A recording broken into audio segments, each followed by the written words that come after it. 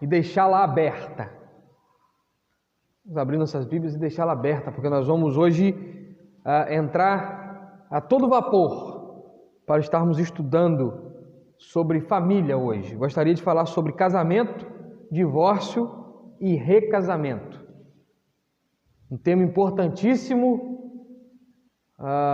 um ponto crucial que nós devemos embasar a nossa fé no que a palavra de Deus diz a respeito disso. Eu gostaria de estar juntos com os irmãos, andando pela Bíblia para olharmos sobre esse assunto. Muito sério, pouco falado e ensinado e de grande impacto para a igreja. Nós vemos algumas igrejas sofrendo muito nessa área, talvez pela ausência de ensino bíblico a respeito disso. Eu não gostaria aqui de entrar nos termos técnicos. Eu vou deixar isso para os nossos mestres, o Luiz Saião, o Augusto Nicodemos, o Tim Keller, o John Piper. Eles abordam isso de forma mais profunda no que diz aos termos técnicos. Nós vamos olhar os princípios bíblicos. Os princípios bíblicos. Talvez você nunca tenha escutado um sermão ou um ensino bíblico que diga a respeito disso em toda a sua abrangência. E diante da disciplina da igreja, nós precisamos praticar essa disciplina.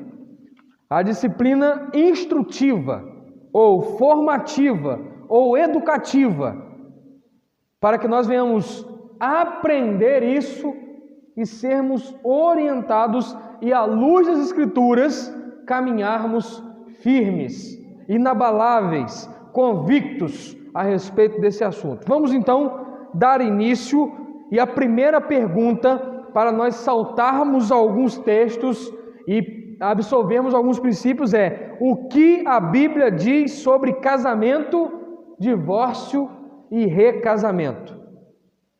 O fato que nós temos é que Deus cria o homem. E depois de criar o homem, Ele cria a mulher. E então Deus institui o casamento entre eles. Olha aí na sua Bíblia, Gênesis 2. Gênesis capítulo 2. Alguns versículos do capítulo 2 de Gênesis. Primeiro versículo, versículo 7. Formou o Senhor Deus o homem do pó da terra e soprou-lhe nas narinas o fôlego da vida, e o homem tornou-se alma vivente. Deus formou o homem. Agora, olhe comigo o capítulo 2 ainda, versículo de número 20. Assim, o homem deu nome a todos os animais domésticos, às aves do céu e a todos os animais do campo. Mas para o homem não se achava adjutora que lhe correspondesse. Então, versículo 21, o Senhor Deus fez cair um sono pesado sobre o homem, e este adormeceu. Tomou então uma das costelas e fechou a carne em seu lugar. E da costela que o Senhor Deus tomou do homem, formou a mulher e a trouxe ao homem. Disse o homem: esta agora é osso dos meus ossos e carne da minha carne. Ela será chamada mulher, pois do homem foi tomada. Versículo 24. Portanto, deixará o homem seu pai e a sua mãe, e unir-se-á à sua mulher, e serão os dois uma só carne. Aqui está a criação do homem, a criação da mulher, e Deus tirando do homem a mulher, e logo em seguida dando a mulher ao homem. Aquilo que fora tirado do homem, logo no mesmo texto é devolvido ao homem. E o mistério do texto, a grandeza do texto, é que ele fecha ou sela o casamento dizendo: e tornarão-se ambos uma só carne. era carne de Adão. Adão vai dizer, essa é osso do meu osso e carne da minha carne. E quando Deus institui o casamento, ele fala, então deixará o homem seu pai e sua mãe, unir-se a sua mulher e tornarão-se ambos uma só carne. Olha, irmãos, o texto bíblico diz homem e mulher. Não cabe aqui, então, o entendimento interpretativo, e sim uma leitura objetiva. Falando sobre casamento. Deus institui o primeiro casamento. E nós não precisamos bater muita cabeça para descobrir que Deus criou o casamento e como é o casamento. O que é casamento? Não precisamos ficar muito perdidos procurando fundamentos, não. Está aqui no texto. Como que é o casamento? Deixa o homem, pai e mãe, une a mulher, os dois tornam-se uma só carne. Como? Pelo mérito da lei. E nós precisamos entender que, biblicamente, tem, de fato, documentos. Se Moisés concede carta de divórcio, um documento, posteriormente vamos entrar nesse assunto, então nós entendemos que tinha uma carta de casamento. Existia algo documental. Mas, na nossa cultura, como que isso acontece? Isso é formalizado num cartório, onde, diante de testemunhas, de um juiz de paz, ou então o pastor, ele tem esse ofício de executar, mediante a lei, o casamento, e a igreja, ela tem a autoridade documental no livro da ata de prescrever ou escrever a respeito do casamento. O que nós temos aqui, irmãos, é uma estrutura. Uma estrutura. O texto, ele diz: deixará o homem a sua casa e unir-se-á a uma mulher. Então nós já temos algo definido aqui. O casamento, e esse sermão, ele vai grampeado junto com a ata de hoje. Ele está escrito aqui, ó. O que mais tem aqui é texto bíblico. Ele vai grampeado junto com a ata de hoje, porque vira normativo. Ninguém tem desculpa de falar, eu não sabia mais. Eu vejo que muitas igrejas, as meninas crescem, os jovens crescem, começa um negócio de namorico, ficação, beijação, troca para lá, troca para cá, ninguém sabe como é que é a estrutura de casamento, ninguém ensina, e depois as pessoas, os membros da igreja da cobra. Mas como é que pode isso? Como é que isso pode acontecer? Mas eu fico me perguntando, as igrejas estão ensinando sobre isso, as crianças, os jovens, a respeito de casamento, como que é um casamento, a estruturação. Se está solto, depois a menina e o jovenzinho, a jovenzinha, ele vai falar, meu irmão, eu não sabia. Ele casa numa aventura, ele separa numa aventura, casamentos que duram 1 mês de crente, irmãos. Então eu estou ensinando para que se torne normativo. Eu estou reafirmando o ensino. Para que se torne normativo. E você pode depois conversar com quem você quiser a respeito desse assunto com propriedade. Se você quiser, eu te dou um sermão desse para cada um. Você memorizar os versículos. E você vai entender que Deus criou o homem, criou a mulher, e Deus casou o quê? Um homem com uma mulher. Observe bem, um homem com uma mulher. Não é um homem com um homem, isso não é casamento. Não é uma mulher com mulher, isso não é casamento. União estável. Também, eu nem estou indo para união estável. União estável é o cara que quer ficar na sem vergonhice legalizada. É simplesmente isso. Ou então que está muito preocupado com isso aqui, ó, com dinheiro. Se morrer, eu vou ficar na furada, então deixa eu fazer uma união aqui. Ou então, deixa eu fazer uma união logo, para quando eu morrer já ficar tudo direitinho, né? Porque o que eu tenho antes da união estável não pertence. É uma brecha que acharam aí para tentar, né, ajustar essa questão aí. Eu não concordo nem com casamento, com comunhão, agora me fugiu o termo, sem ser comunhão universal de bens. Separação total de bens. Isso não existe. Meu irmão, eu passei para o meu nome, Alcimara, eu passei tudo dela para o meu nome. Que era uma bizinha velha, preta. né? Passei tudo que era meu pro nome dela. O que era? Nada, não tinha nada. E vão crescer junto. Tem separação total, tem um negócio agora que só o que conquista depois do casamento, que é dos dois. Parcial de bens. Comunhão parcial. Que parcial os cambau, irmão? Ué, é tudo, que isso? E um homem e uma mulher e se tornam uma só carne, ou seja, tudo que é meu é seu, tudo que é seu é meu, você é minha, eu sou seu. É isso que é o casamento. É isso que está aqui no texto. Um homem com uma mulher. Observe bem também que não é um homem com duas mulheres. Nem dois homens com uma mulher. É o homem uniciar a mulher. É artigo definido.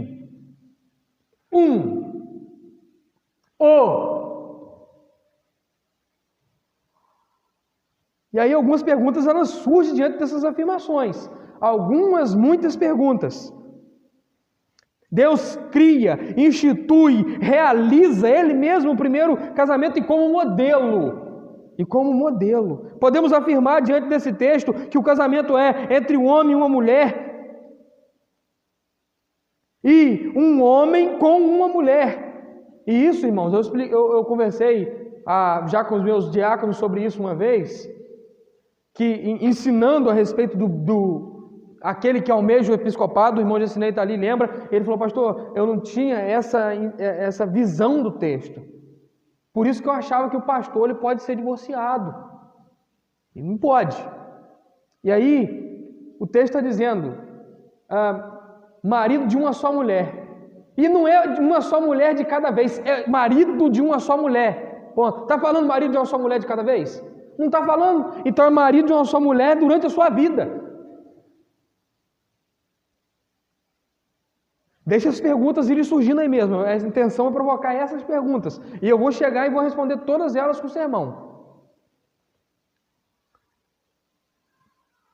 Aí vem a pergunta, mas pastor, Deus criou assim. Logo dali para frente, um bocadinho, já teve homem de Deus, patriarca, com mais de uma mulher.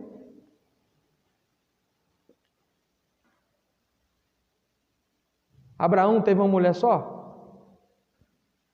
Não, né? Não, pode falar, pode balançar a cabeça que não, pode sinalizar que não. Não, teve não, né? Agora, para não citar Salomão, deixa eu ficar só com Abraão e com Davi. Para não citar Salomão. Deixa eu ficar com Abraão e com Davi. Para você entender algo aqui de princípio. Deus estabelece o casamento, Ele ainda não tinha dado a lei para o homem, Ele dá lá em Moisés. Mas Ele já tinha dado o princípio, tanto que Jesus, ao ser questionado, cita a lei, mas fala, antes da lei já tinha um princípio, não era assim do início. Vou chegar em Mateus 19. Aguenta. E está escrito, irmãos, a respeito de Abraão. E aí você pode olhar Gênesis 15, capítulo 15, capítulo 16, 17, 18. Mais de uma mulher, né? Qual foi o nome da mulher de Abraão? Mulher mesmo. Sara. A concubina de Abraão, que ele arruma um problema, qual o nome? Vamos lembrar? Alguém? Que teve um filho que chamou Ismael. Qual o nome dela? Agar. Eu ia falar uma letra do alfabeto. Agar. Agora,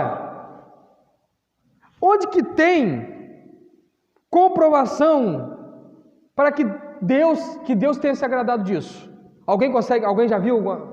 Não tem. Mas eu te provo, eu te mostro com o que aconteceu diante disso, que no princípio de Deus, um homem e uma mulher, ele infringindo esse princípio, Abraão infringindo esse princípio, ele arrumou um problemão para a humanidade até hoje, está lá, Ismael contra Isaac, brigando por terra, Palestina e Israel, até hoje. Ele desobedeceu, irmão, ele infringiu o princípio de Deus. Deus falou: eu vou te dar um filho, Abraão. Eu vou te dar, eu sou Deus, eu vou te dar um filho. E Abraão desobedece, rompendo o princípio de um homem e uma mulher, e tem outra mulher, e tem um filho com essa mulher, e o filho dessa mulher nos fala assim: olha, você desobedeceu, infringiu os meus princípios, a minha ordem direta, e eu vou ter que fazer desse rapaz aí também uma grande nação. Vai ser um povo grande. E aí esse povo grande que é um pedaço da terra dele. Aí depois tem um filho com Sara, dizendo, Deus mostrando: olha, está vendo? Eu estou controlando. Não me infringe o meu princípio, não. Arrumaram um problemão para a humanidade, está até hoje lá. Diante da desobediência, 400 anos de escravidão. O texto fala, o texto é objetivo, é claro, ele fala isso. Agora vamos olhar Davi. Mas Davi teve também. Olha como que Deus, na antiga aliança, já tratava o casamento com esse princípio. Davi teve também. Se você quiser, você pode anotar ou então olhar Davi, 2 Samuel, capítulo 11, 12 e 13. Davi era casado. Já tinha filhos. E então ele adultera. O interessante é que era permitido naquela época o rei ter a mulher que queria, diante dos padrões monarcas daquele período, não diante do princípio de Deus. E o texto, ele é enfático em dizer que Davi adulterou, pegou a mulher de Urias, tomou a mulher de Urias, tem um filho com a mulher de Urias, mata Urias. Olha só, olha como é que vai desencadeando, a desobediência, infringindo o padrão de Deus, o princípio de Deus. Olha como é que foi arrumando problema. Mata Urias, é exortado pelo profeta. Agora, Davi experimentou severamente as consequências lastimáveis disso aqui. Um filho se apaixona pela irmã.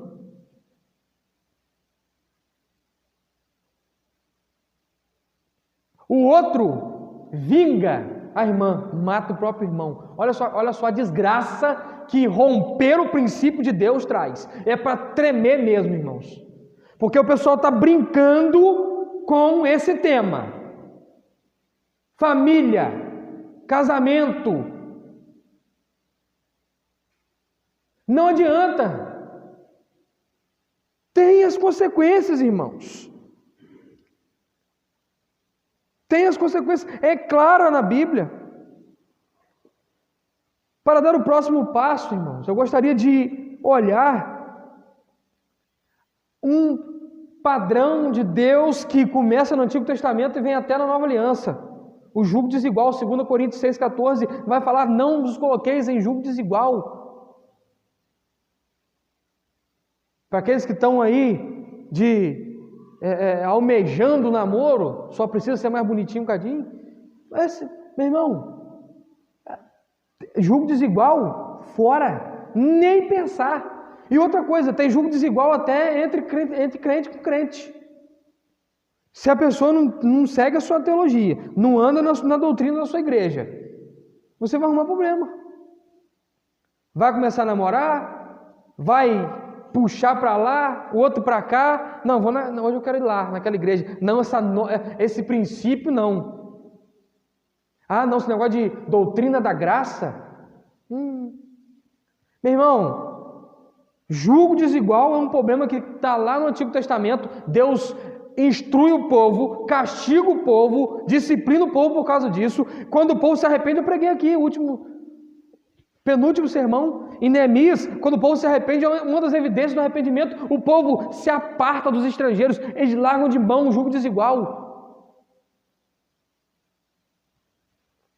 Casamento é uma grande bênção, deve ser cuidado com zelo, com compromisso e amor, desde a escolha, desenvolvimento e manutenção. Provérbios, capítulo 18, versículo 22. Que texto lindo, irmãos. É para adoçar a sua boca, porque isso é a gente engole isso, a gente conhece pessoas, a gente convive com pessoas, a gente sabe da realidade que a gente está inserido, a gente sabe das questões que a gente está tratando. Agora deixa eu adoçar a sua boca um pouquinho. Provérbios, abre aí.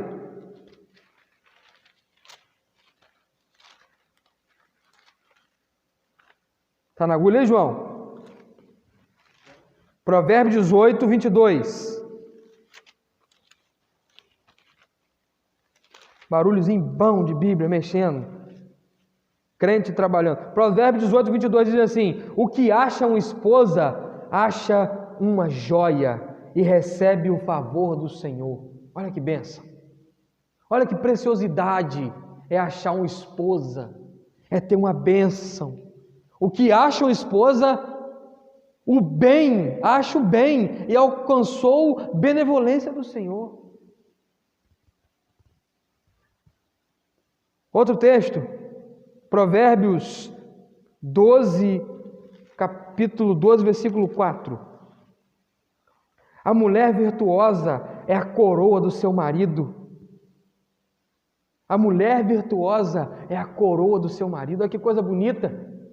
Ter uma esposa que é a coroa, virtuosa, coisa boa. Hebreus, olha como que temos que cuidar do nosso casamento, como deve ser o padrão do casamento. Hebreus 13, versículo 4.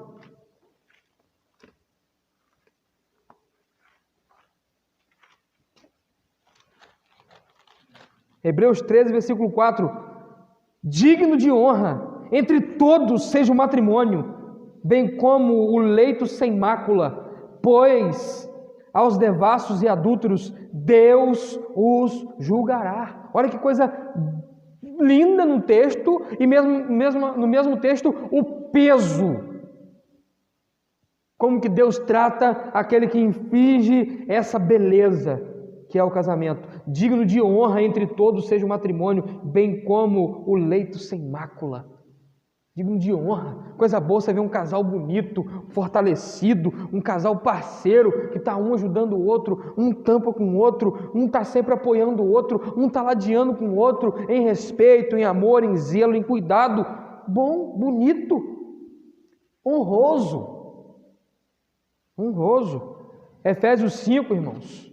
Para não citar todo o texto, eu vou olhar alguns versículos com os irmãos. Vós, mulheres, submetei os vossos maridos como o Senhor, pois o marido é o cabeça da mulher, como também Cristo é o cabeça da igreja, sendo Ele próprio o Salvador do corpo. Vós, maridos, amai as vossas mulheres, como também Cristo amou a igreja e a si mesmo se entregou por ela. Há aqui um encontro do amor demonstrado pelo marido. E a esposa que olha para esse amor e fala: eu me lanço nos braços desse amor. Submeter não é subjugar a um jugo pesado, é se lançar, se entregar ao amor que ela está recebendo. Algo que anda entrelaçado. É tão importante falar sobre casamento, que a Bíblia tem um capítulo todinho sobre casamento. 1 Coríntios capítulo 7. Todinho. A estrutura do casamento, como que está estabelecido, como que deve ser o respeito entre 1 Coríntios capítulo 7, abre aí.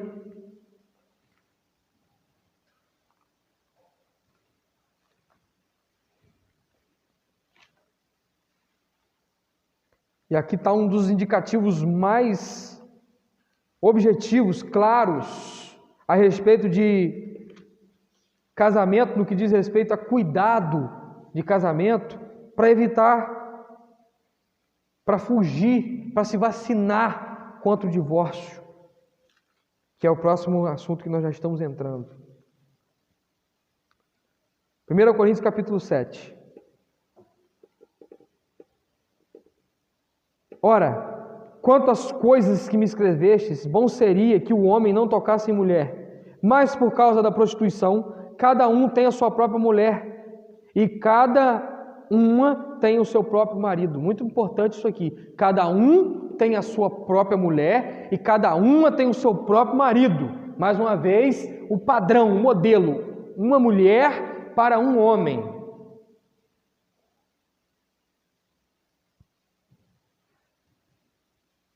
O marido paga à mulher o que lhe é devido, e da mesma sorte a mulher ao marido. A mulher não tem poder sobre o seu próprio corpo, mas tem-na o marido. Do mesmo modo, o marido não tem poder sobre o seu próprio corpo, mas tem-no a mulher. Isso aqui significa: a mulher que eu tenho me servirá nas minhas necessidades, até mesmo sexuais. E eu servirei a mulher que Deus me deu, até mesmo nas necessidades sexuais. Não é só nisso. Não é só nisso. No afeto, no carinho, no ladear, no caminhar junto, no andar fortalecendo um ao outro, no servir um ao outro, em todas as áreas. Em todas as áreas. Não vos defraudeis uns aos outros, senão por consentimento mútuo por algum tempo, para vos aplicardes à oração. Depois ajuntai-vos outra vez, para que Satanás não vos tente por causa da incontinência. Sexo como instrumento santificador. Cuidado. Paulo está falando, cuidado, não fica um longe do outro, sem servir um ao outro nessa área. Atenção com isso, porque Satanás pode achar uma brecha e, na necessidade, tentar suprir sorrateiramente como uma serpente, oferecendo aquilo que é prato do diabo. Atenção quanto a isso. Porém, digo isso como que por permissão, não por mandamento. Paulo está dizendo, olha, eu não estou dizendo que há um princípio bíblico estabelecido para isso, mas eu estou ensinando e orientando quanto a isso. Contudo, gostaria que todos os homens fossem como eu, mas cada um tem de Deus o seu próprio dom, um de uma maneira e o outro de outra. Esse versículo aqui é um versículo que vem sendo discutido. Então, Paulo tinha um dom de celibato? Não é explícito no texto isso. Seja como eu, talvez ele está falando a respeito do domínio que tem, a respeito de se apartar por um tempo muito longo da sua esposa, que diz o contexto, porque Paulo, afinal de contas, teve uma esposa. Para ser membro do Sinédrio, um dos pré-requisitos era que fosse casado. Então, praticamente, nós aniquilamos a questão do celibato aqui. Mas ele está dizendo a respeito de um domínio próprio que tenha de ficar por um tempo longe da sua esposa e não ter impulsos pecaminosos. Sigo eu no texto para a compreensão. Mas, se não podem conter-se, casem-se, pois é melhor casar-se do que abrasar-se. Todavia, aos casados mando, não eu, mas o Senhor, que a mulher não se aparte do marido. Até aqui. O que é que está estabelecido? Olha, vocês casaram, não se aparte dos seus maridos. E nem vocês de suas mulheres. Estejam entrelaçados, estejam fiéis, firmados na aliança que vocês fizeram. Existem momentos no relacionamento, marido e mulher, que o compromisso da aliança ele fica acima do amor, da paixão, então nem se diga. O compromisso estabelecido na aliança, aqueles momentos de crise, de luta, é onde o casal senta junto, ora e eleva o padrão do compromisso feito com aliança, em aliança. Seguindo esses padrões, estamos nos vacinando para que não aconteça o divórcio. E aí eu gostaria de olhar nessa perspectiva alguns textos. Deuteronômio capítulo 24. Gênesis, Êxodo Levítico, Números, Deuteronômio. Princípio estabelecido lá em Gênesis. Lei explícita com relação à questão do casamento lá em Êxodo. Você anda 3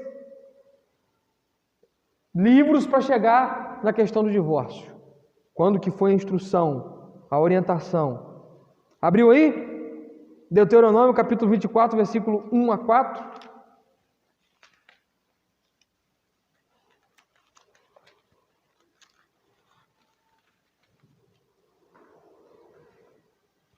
Se um homem tomar uma mulher, casar-se com ela, esta depois deixar-lhe de lhe agradar, por ter ele achado nela qualquer coisa indecente, escreve-lhe uma carta de divórcio e lhe dará na mão e a despedirá da sua casa.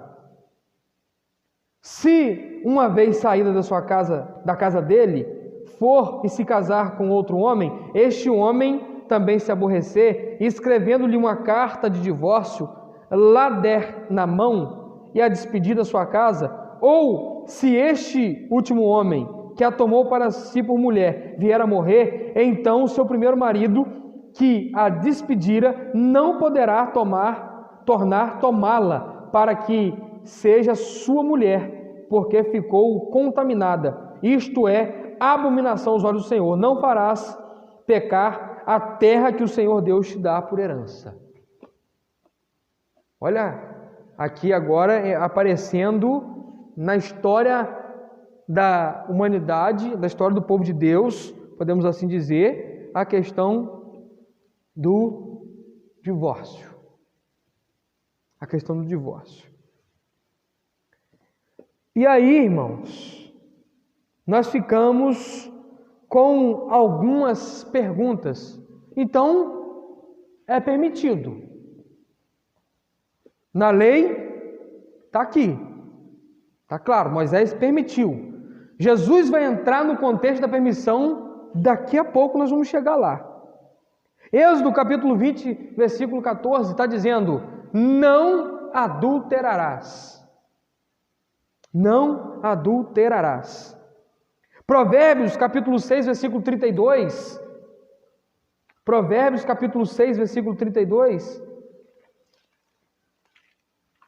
Observe que eu estou enxertando versículos para termos base bíblica daquilo que estamos pensando e desenvolvendo. Provérbios capítulo 6, versículo 32. Mas o que adultera com uma mulher tem falta de entendimento.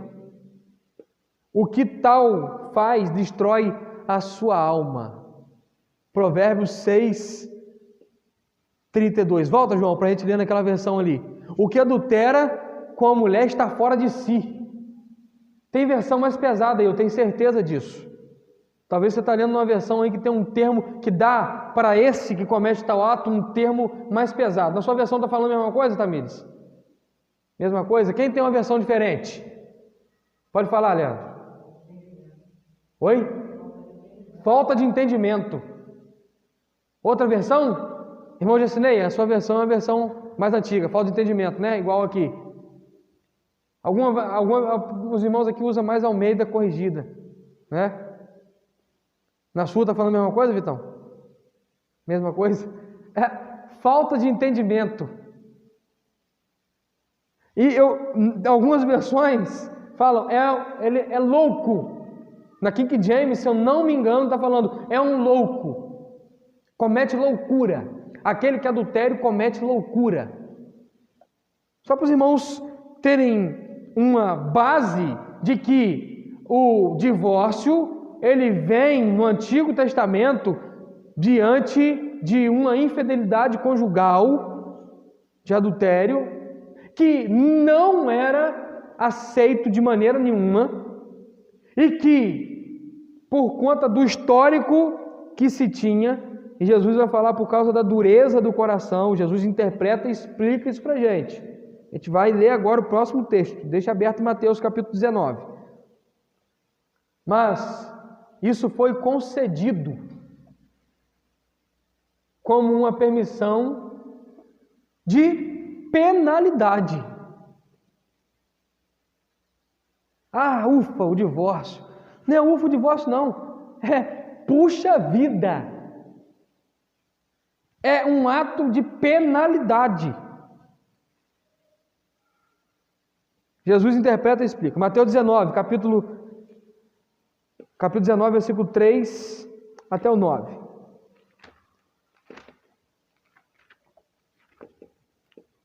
Vamos lá.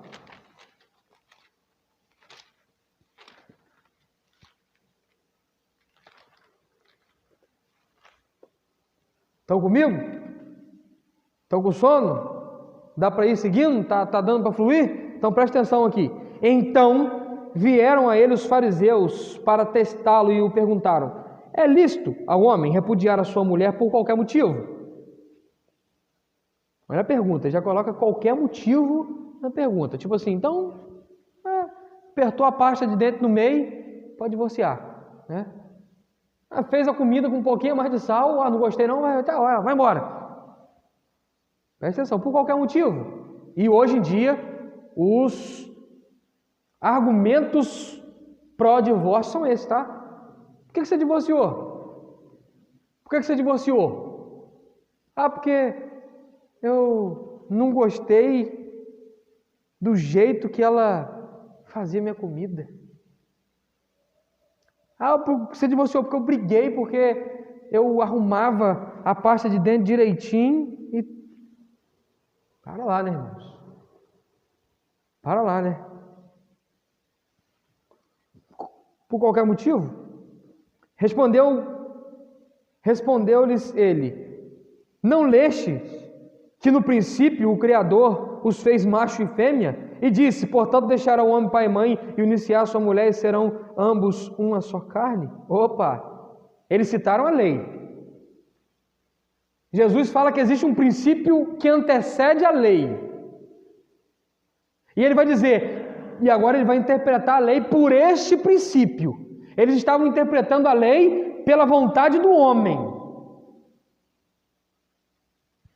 com a lente do homem, a lente interpretativa. Eles estavam olhando para a lei com a lente interpretativa. Ele está olhando para a lei com um princípio, com a lente do princípio de Deus. E ele vai dizer: assim, já não são mais dois, mas uma só carne. Portanto, o que Deus ajuntou não separa, pois o homem. O que ele está falando? Não.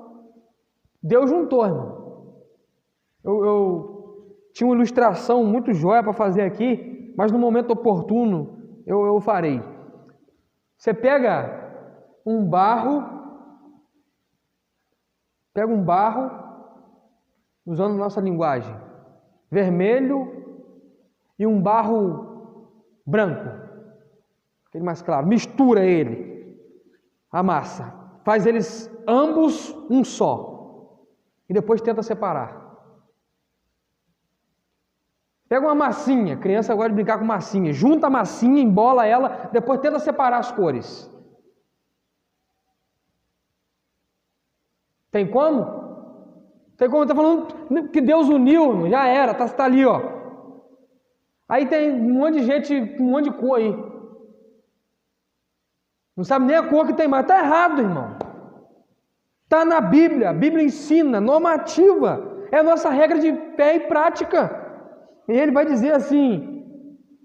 E aí eles vêm retrucar. Perguntaram-lhe então: por que mandou Moisés dar-lhe carta de divórcio e repudiá-la?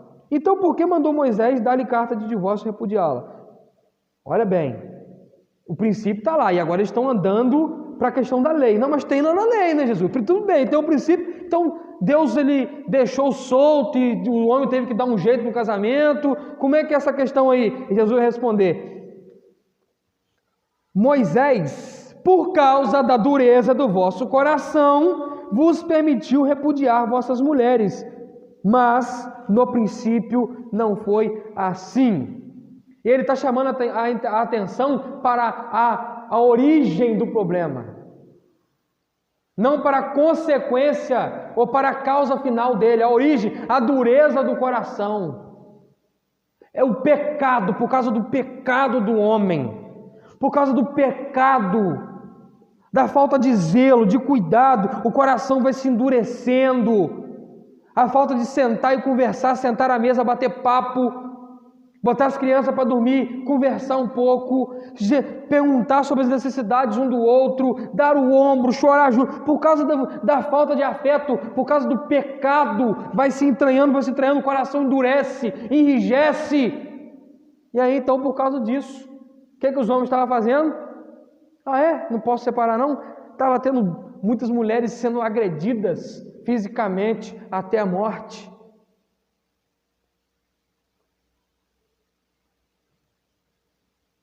Por isso tem a permissão, não tem a normatização do divórcio. Não existe uma regra, Deus dizendo, não, eu deixo normativo o divórcio, ele vai entrar junto, lado a lado. Eu instituo o casamento, eu dou o casamento, mas eu também dou o divórcio. Não existe isso. Mulheres sendo mortas para que o homem se tivesse livre para casar de novo. E aí o que Moisés faz? Por causa da dureza, olha o nível da dureza. O judeu ia dormir, a mulher vinha esquentava uma água no fogo e enterrava dentro do ouvido do judeu. Estou brincando. Não tô dando ideia aqui não, hein? Vocês prestem atenção, mulher.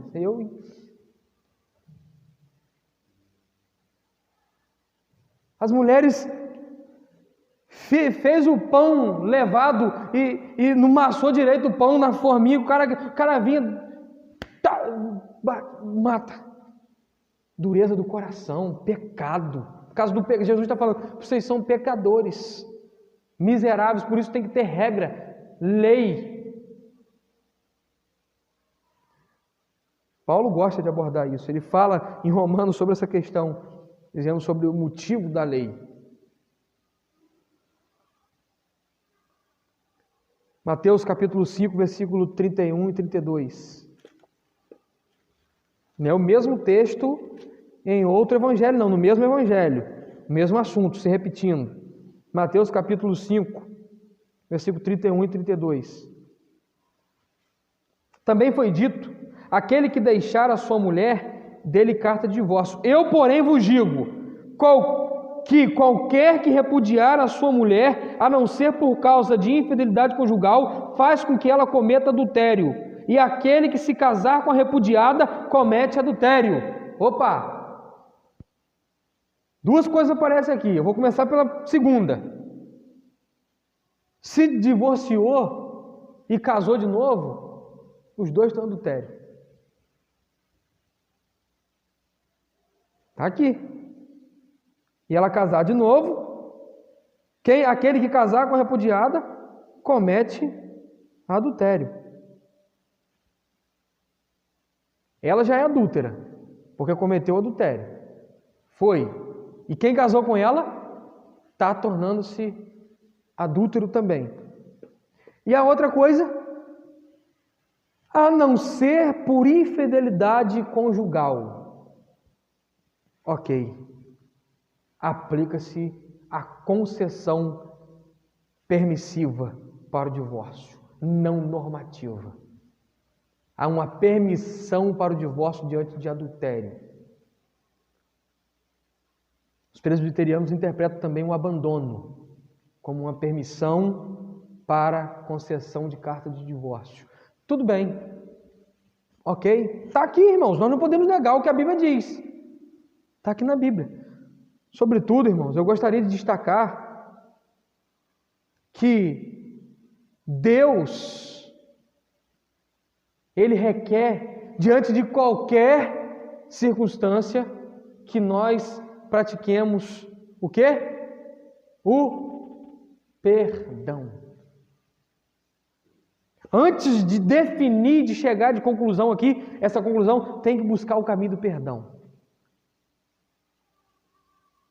Então, irmãos, eu destaco essa questão. Está aqui a permissão. Agora, me acha em qualquer um desses textos que eu citei até agora a respeito da permissão para o divórcio, que vai junto com a permissão para o divórcio, a permissão para se casar de novo.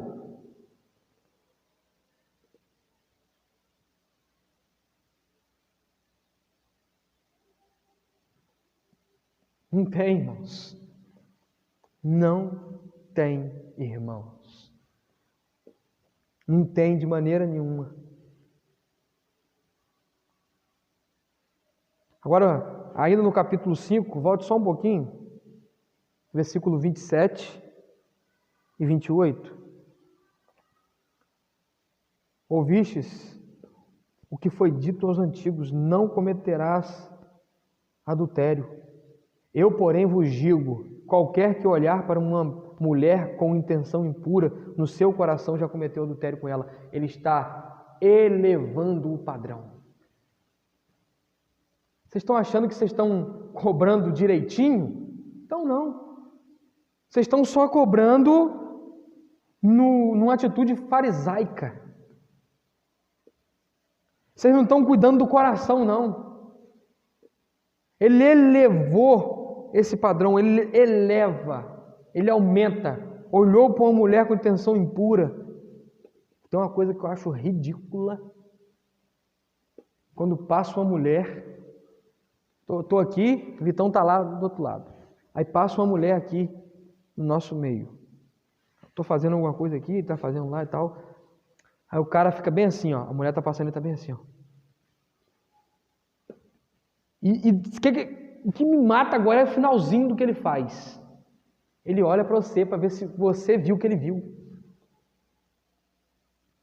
Ah, mas eu falo, olha só, é um besta. Pode ser feio, cara. Você é feio até sem falar. Coisa feia. Intenção do coração, irmão. Desejo impuro, pecado. Deus faz comparação como se o povo dele fosse sua noiva, e agora eu estou entrando como que Deus lida com isso tudo, como que Deus interage na dinâmica, nessa dinâmica toda. No Antigo Testamento, ele trata o seu povo como sua noiva. No Novo Testamento, ele trata a sua igreja como a noiva de Cristo.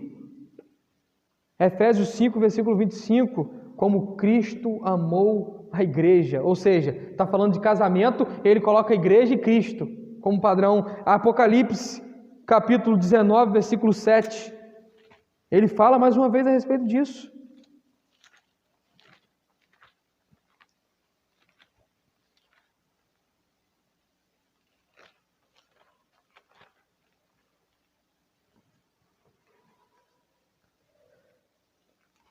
Versículo 7, regozijemo-nos e exultemos e demos-lhe glória, pois são chegadas as bodas do Cordeiro e a sua noiva já se aprontou. Olha, ele lidando com seus salvos, com seus escolhidos, a noiva dele. Agora, capítulo 21, versículo 2, ainda de Apocalipse. Vi também a cidade santa, a nova Jerusalém, que Deus descia do céu, ataviada como uma noiva para o seu noivo. O povo escolhido, eleito, ataviado como uma noiva para com o seu noivo. No Antigo Testamento tem um texto, e esse texto aqui, irmãos, eu vou falar um negócio com você, hein? Jeremias. Eu não vou ler esse texto todo não, mas chega em casa, sua atividade de casa. A sua atividade de casa. Jeremias, capítulo 3, versículo 1 até o versículo 18. Eu não vou ler o texto todo não. Eu vou pincelar só os 2 versículos aqui. Leitura de casa, Jeremias 3.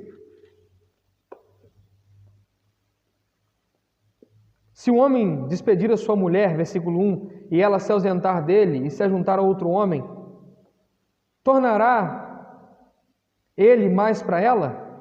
Ele está falando do modelo da lei, nos moldes da lei. Não, responde. Não se poluiria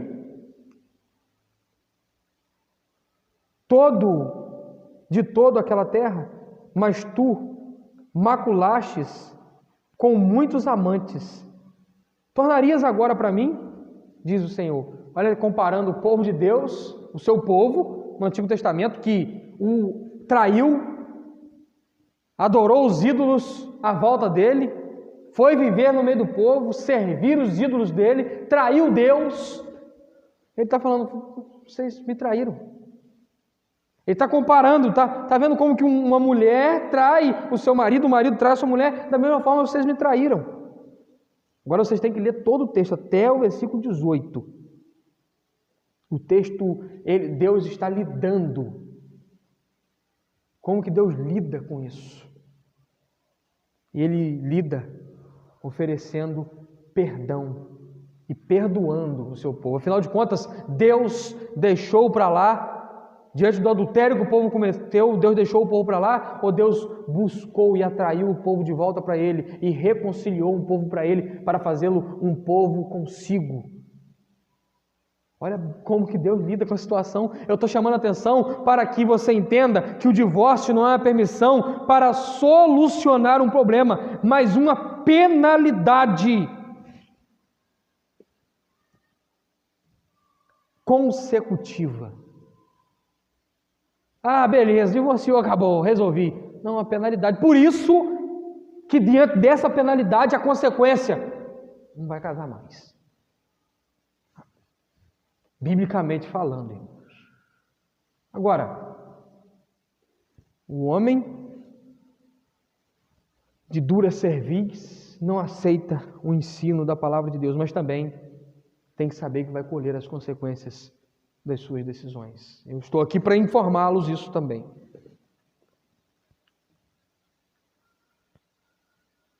Malaquias, capítulo 2, versículo 16.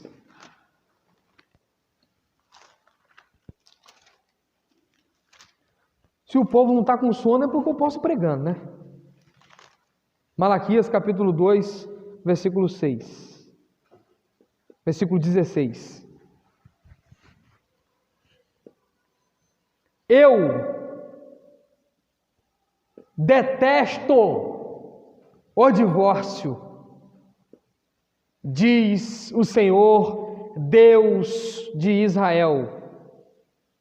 E aquele que cobre de violência as suas vestes, diz o Senhor, Deus dos exércitos. Portanto, cuidai de vós mesmos e não sejais desleais. Eu, o Senhor, faço o quê? Detesto o divórcio. Alguma versão está falando abomino. Olha como que Deus lida com severidade diante disso. Se foi permitido e era vontade de Deus, Deus não ia dizer que detestava. Como que Deus vai dizer que detesta aquilo que Ele mesmo está dizendo que concorda? Eu detesto. Ele não concorda com isso. Deus lida com o divórcio com severidade.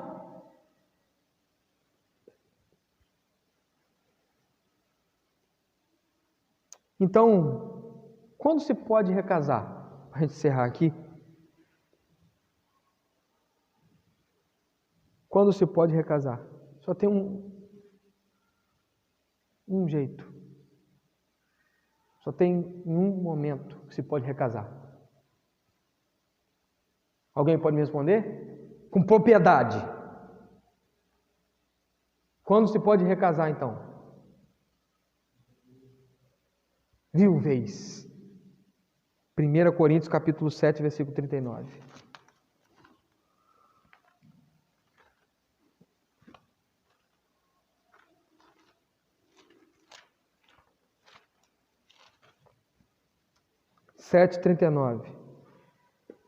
A mulher casada está ligada pela lei enquanto o seu marido vive, mas se falecer o marido, fica livre para casar com quem quiser, contanto que seja no Senhor. Opa, pode recasar, viúvo, mas não é com qualquer um de qualquer jeito, não.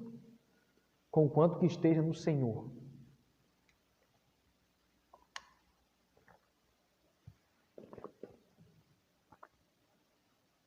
Marcos, capítulo 10, versículo 11 e 12. Não tem saída não, irmãos. Pode correr para um texto, pode correr para o outro, pode tentar base bíblica daqui, de lá. O melhor que tem a fazer, essa turma que quer recasar e casar de novo, não gostei, sai fora, é desconsiderar a Bíblia mesmo, como eles fazem. Porque se correr nos textos bíblicos para tentar provar que pode, não tem como não. Não tem como. Abriu aí Marcos, capítulo 10, versículo 11 e 12. E ele respondeu: quem repudiar a sua mulher e casar com outra, adultera contra aquela. E se a mulher repudiar o seu marido e casar com outro, é adúltera. Aqui. Não quero mais não, vou casar com outro. Adúltera. Ah, não deu certo não. Não deu certo não, passa para lá. Ah, infelizmente, pastor, infidelidade conjugal, o senhor sabe como é que é, né? Sou jovem, a vida toda pela frente, minha irmã. Não é o que a Bíblia ensina. E outra coisa, irmãos, eu conheço irmãs que vivem isso aqui. Estaria sendo injusto se eu dissesse, tem que ponderar, né? Não. Eu poderia citar, mas é delicado. Poderia citar títulos de exemplos, mas como eu preservo os não exemplos, eu também preservarei os bons exemplos aqui. E outra coisa, jovem, cheia de vida. Vou escolher aí, vou migrar um. Não, irmãos, está escrito na palavra, pastor, não posso. É o que a Bíblia ensina. Glória a Deus. E aí? Como que a gente lida com essa questão na prática? Que é algo, embora triste, comum.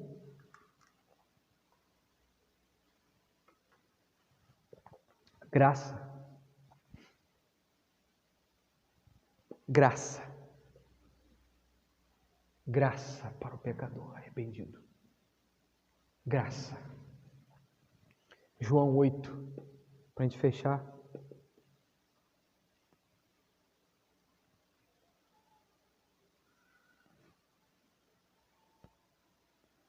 Antes de ler João 8, deixa eu ler, mas eu quero terminar, eu sei que está na hora de terminar, eu já estou terminando. Deixa eu ler 2 versículos antes desse. Primeiro, Gálatas 5, versículo 19 e 21. Gálatas 5, versículo 19 e 21.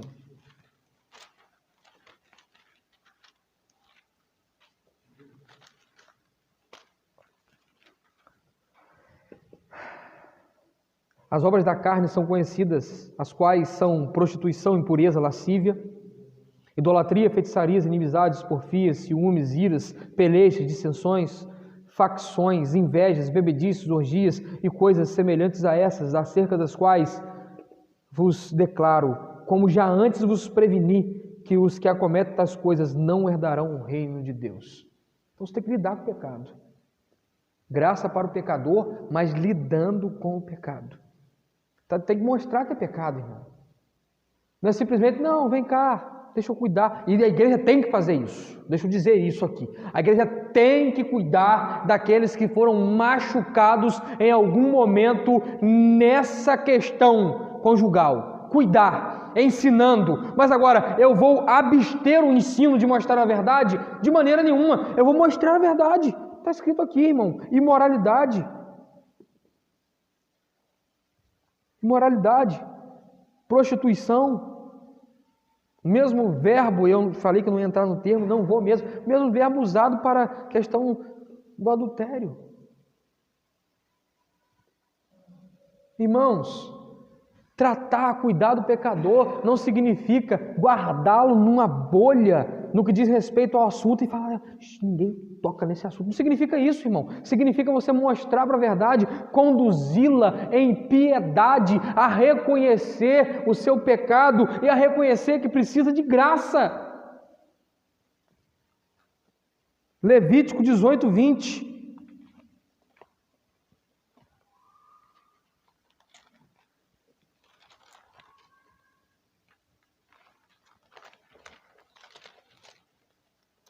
Levítico capítulo 18, versículo 20, e eu vou ler então João. A graça para o pecador arrependido.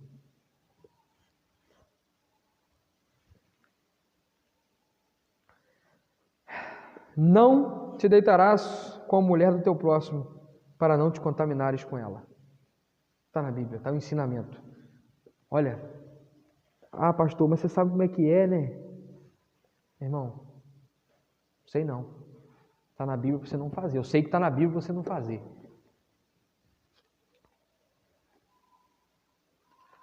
Lidar com o pecado, confrontar, instruir, orientar e diante dos pecados, lidar com os pecados na prática, conduzindo os irmãos, os salvos ao arrependimento, aquilo que é atropelo na sua vida.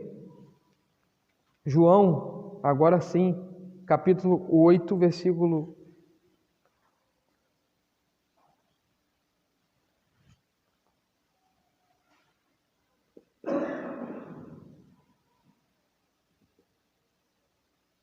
1 a 11. Vou ler todo o texto. Uma passagem que todo mundo conhece, para a gente encerrar. Mas Jesus foi para o Monte das Oliveiras. De manhã cedo, apareceu de novo no templo, e todo o povo se reuniu em volta dele, e ele se sentou para os ensinar. Os escribas e os fariseus trouxeram a Jesus uma mulher apanhada em adultério. Puseram-na de pé no meio do grupo e disseram a Jesus: Mestre, esta mulher foi apanhada em adultério. Na lei, nos ordenou Moisés que tais mulheres sejam apedrejadas. Ora, o que dizes? Eles usavam esta pergunta como uma armadilha para terem de que acusá-lo. Mas Jesus se inclinou e começou a escrever na terra com o dedo: graça. Brincadeira, graça é o acréscimo meu. Como instituíssem na pergunta, ele se endireitou e disse: aquele que dentre vós está sem pecado, então seja o primeiro a lhe atirar uma pedra. Inclinando, novamente escrevia na terra. Quando ouviram isto, foram se retirando um, a começar pelos mais velhos, até que ficou só Jesus e a mulher no meio onde estava. Jesus endireitou-se e disse: mulher, onde estão eles? Ninguém te condenou? Respondeu ela: ninguém, Senhor.